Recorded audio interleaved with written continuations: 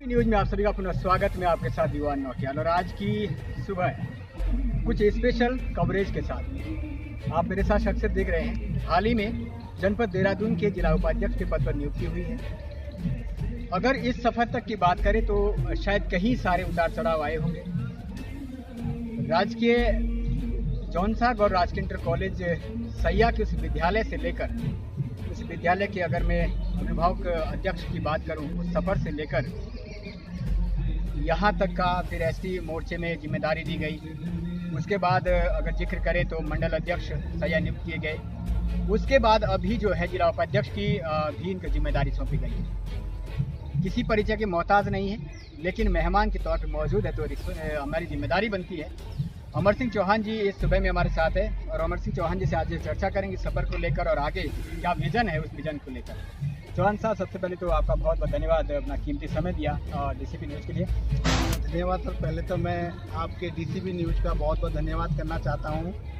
जहाँ तक आज सुबह सुबह आपसे मुलाकात हो रही है, मुझे भी बड़ी खुशी होती है कि मैं देखता रहता हूँ आपकी न्यूज़ जौनसार बावर से लेकर पूरे उत्तराखंड में जगह जगह जाकर आप अच्छी जो आपकी न्यूज़ का जो प्रदर्शन, आपके न्यूज़ के जो आप कार्य देखे हैं मैंने, आप सुंदर न्यूज़ बनाकर उसको प्रकाशित करते हैं, उसके लिए आपका धन्यवाद करना चाहता हूँ। मेरा पहले बता दें कि राजनेता है जनाब, बहुत बढ़िया तरीके से मिर्च मसाला लगाने का अच्छा तजुर्बा है। लेकिन चौहान साहब, ये सुबह कुछ हम आपको टटोलने का कोशिश करेंगे, वो ये कि एक कड़वी सच्चाई है।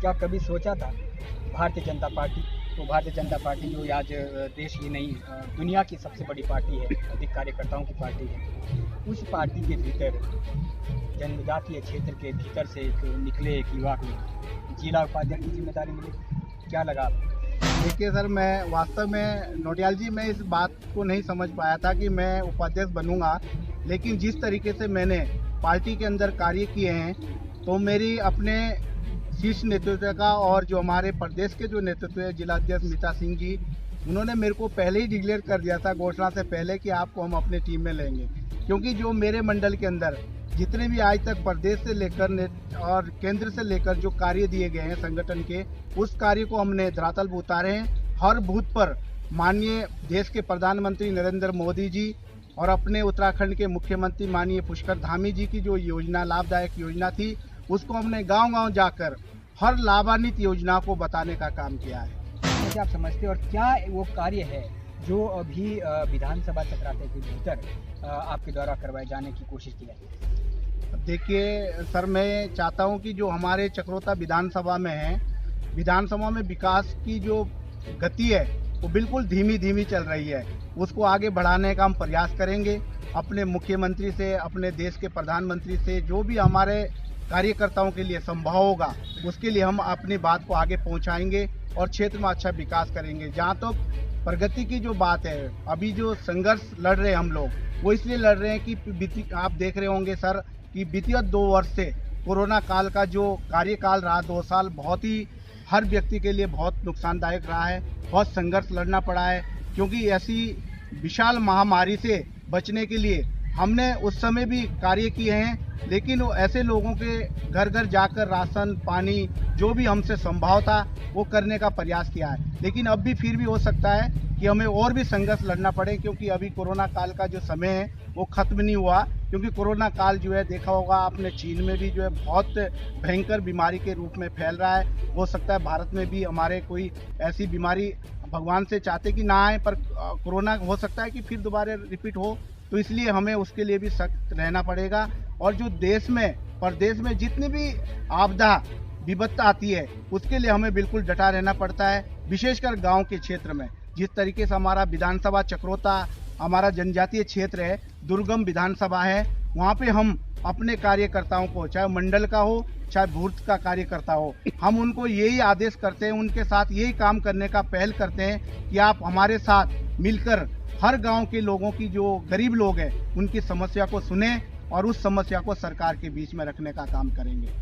लेकिन चक्रोता में ये भी किसी से छिपा नहीं है कि इस समय भारतीय जनता पार्टी के अंदर ही कुछ खटपटाहट चल रही है। ऐसे में क्या उम्मीद की जाए? क्या विपक्ष जिसकी चाह में बैठा है भारतीय जनता पार्टी बढ़ जाए तो जो सपने हम भविष्य में देख सकते थे कि वहाँ से भी सत्ता परिवर्तन होगा, विधायक की परिवर्तन होंगे, वो नहीं हो पाएगा? क्या अभी भी चक्राता की जो लॉबी है उसको एकजुटना में बांधना कहीं ना कहीं आपकी चुनौती है, या फिर सब सामान्य हो चुका है? बिल्कुल नोटियाल जी, ये आपकी सच्चाई है, मीडिया से कोई छुपता नहीं है। और आप देख रहे होंगे चक्रोता की जो आपसी लॉबी के कारण बहुत सारा नुकसान इस बार भी हमको भुगतना पड़ा है, जबकि हम ये विधानसभा कोई बहुत बड़ी बात नहीं है। संगठन का कार्य बहुत अच्छी तरीके से चला, कैंडिडेट भी हमको जो है ठीक मिला था, लेकिन आपसी विवाद के कारण आपसी जो लोबीबाजी होती है, ये मैं चाहता हूँ ये ना हो, तो हम चक्रोता की सीट को फतेह कर पाएंगे। अन्यथा आगे भी हम इसी लोबी के कारण जो है हम मार खा जाते हैं। प्रीतम सिंह को हराना कोई बहुत बड़ी बात नहीं है, उसको हम संगठन और पार्टी और कार्यकर्ता अगर एकजुट से काम करेंगे तो अवश्य हम चक्रोता की सीट भी फतेह करेंगे, लेकिन प्रयास करेंगे संगठन एक हो।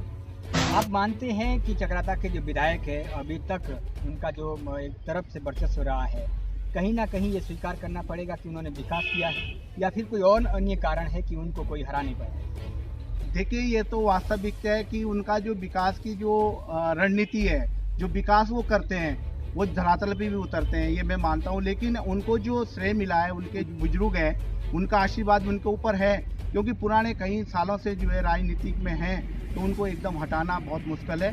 लेकिन धीरे धीरे परिवर्तन होगा, ये मैं आपसे भी वादा करता हूँ, अपने कार्यकर्ताओं से भी निवेदन करता हूँ कि आप अच्छा काम करोगे, उसका रिजल्ट हम अवश्य अगले विधानसभा चुनाव में, अभी सांसद के चुनाव हो रहे हैं, सांसद के चुनाव में भी हम ये आग्रह करते हैं कार्यकर्ताओं से कि हमने माननीय नरेंद्र मोदी के हाथों को मजबूत करना है और अपनी जितनी 5 सीटें हैं उनको जितवाने का काम करना है। तो कहीं ना कहीं अमर सिंह चौहान जी जिला उपाध्यक्ष जो हैं वो मानते हैं चक्राता विधानसभा के जो विधायक हैं, अभी तक की जो उनका सफ़र है उसकी मजबूती का कहीं ना कहीं जो उनको विरासत में एक राजनीति मिली है, वो विरासत की राजनीति फायदेमंद रही है। खैर, आगे भी टटोलने की कोशिश करेंगे, और कुछ कार्यकर्ता भी मौजूद है जिनका शायद इस मंडल के परिप्रेक्ष्य में और आज जहां अमर सिंह चौहान खड़े हैं, क्योंकि व्यक्ति बड़ा नहीं होता, संगठन बड़ा होता है, और संगठन की मजबूती से ही आदमी आगे बढ़ता है।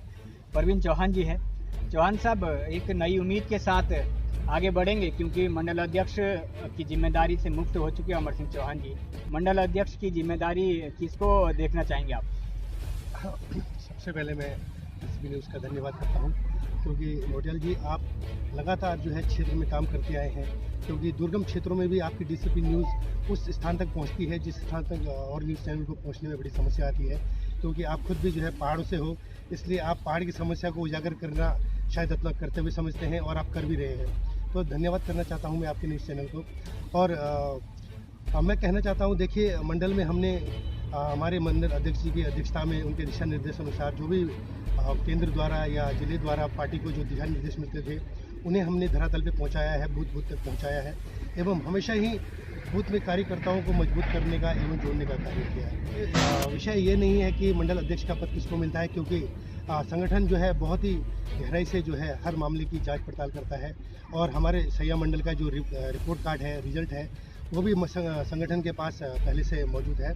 तो मैं समझता हूं कि जो भी संगठन निर्णय लेगी वो बड़े सोच समझ के लेगी, और जिसको भी मंडल अध्यक्ष का दायित्व देगी, हम पार्टी के कार्यकर्ता हैं और हमेशा पार्टी के लिए काम करेंगे, क्योंकि ऐसी पार्टी को क्षेत्र में मजबूत करना हर कार्यकर्ता एवं हर नागरिक की जिम्मेदारी है जो क्षेत्र में विकास करती है।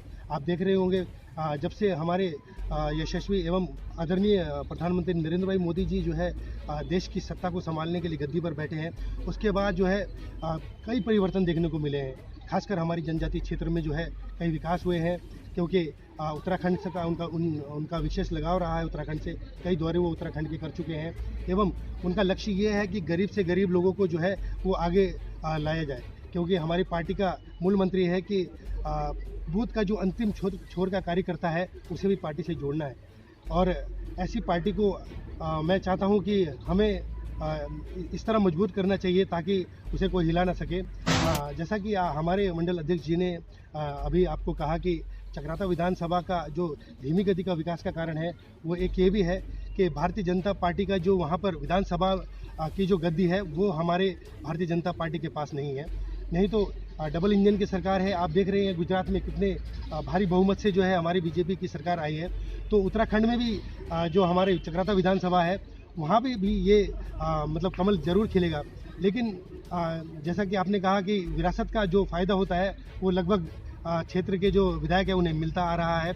लेकिन जिस इस हिसाब से और जितने लंबे कार्यकाल से उनके पास विधायक का जो पद है वो है, उस हिसाब से हमारे चक्राता विधानसभा में विकास नहीं हो पाया है।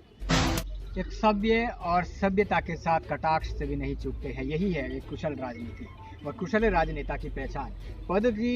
पद महत्व नहीं रखते हैं, जिम्मेदारी महत्व रखती है। हम अपने प्रत्येक कार्यकर्ता जिम्मेदारी निभाएंगे और कहीं ना कहीं स्थानीय विधायक के प्रति भी एक सुलझा सा एक बढ़िया तरीके से प्रहार भी करते हैं और उनको श्रेय भी देते हैं राजनीति का। सर, कल ही आपने अपने जो एक यशस्वी पैदावान लीडर रहे हैं, जिनके तपोबल से आज भारतीय जनता पार्टी इस मुकाम पर पहुंची है, अटल बिहारी वाजपेयी जी, उनके दिवस को भी आपने मनाया है। कहीं ना कहीं उस लीडर के जीवन से आम कार्यकर्ता को क्या समझते आप, किस तरीके की सीख लेनी चाहिए? देखिए, हमारे जो पूर्व प्रधानमंत्री रहे अटल बिहारी वाजपेयी, भारत रत्न अटल बिहारी वाजपेयी जी रहे हैं, उनकी सीख को, उनके प्रेरणा पे हम हर कार्यकर्ता को चलना चाहिए। अगर हम उसी नीति पे, उनके विचारों पे चलेंगे तो अवश्य पार्टी तो क्या, विश्व की नंबर 1 पार्टी तो है ही, लेकिन ऐसा कोई उत्तराखंड पूरे भारत में पार्टी का और भी जनाधार बढ़ेगा। आपसे अंतिम प्रश्न, आप अपना उत्तरदायित्व तो किसको समझते हैं संयम मंडल के अंदर? क्योंकि देखिए सर, ये तो उच्च नेतृत्व का काम है, ऐसे क्वेश्चन पे मैं ज़्यादा टिप्पणी नहीं कर सकता हूँ। लेकिन ये जरूर है, जिसने अच्छा काम किया है उसको जरूर इसका फल मिलेगा, क्योंकि अवश्य है जो काम करेगा पार्टी में वो आगे आते हैं और पार्टी भी चाहती है, संगठन भी चाहता है कि जिस आदमी ने अच्छा कार्य किया है तो वही बनेगा। अभी मैं एकदम डिक्लेयर नहीं कर सकता, लेकिन आपको दिख ही रहा होगा कि हमने 3 साल काम किया है, तो हमको अनुभव है कि इस आदमी ने हमारे साथ मंडल महामंत्री के रूप में अच्छा कार्य किया है, तो शायद उसी के लिए हम तो सहमति जताएंगे। बाकी शीर्ष नेतृत्व जो करेगा वो हमारे लिए स्वीकार है। नाम नहीं बताएंगे लेकिन इशारों में बता भी देंगे। तो ये एक अंशुल जी कहानी है, एक कुशल कवि की पहचान भी है। राजनेता से कवि भी बन गए, वो इतने हमें उम्मीद नहीं थी। लेकिन फिलहाल ये खास चर्चा आपने इस मुलाकात की क्योंकि आज अचानक मिल गए अमर सिंह चौहान जी, और उम्मीद करेंगे कि जो एक विजन है, जिस विजन के साथ आगे बढ़े और जिस उत्तरदायित्व के साथ उन्होंने अभी तक की जिम्मेदारियाँ निभाई है उसी तरह आगे निभाएंगे। आज एक आशा की किरण जरूर जगी है कि आज सिर्फ एक व्यक्ति जौनसार बाउर जनजातीय क्षेत्र से नहीं निकल कर आ रहा है, हर कार्यकर्ता के लिए एक मौका दिया जा रहा है, उस कार्यकर्ता के लिए जिस कार्यकर्ता ने मेहनत की है।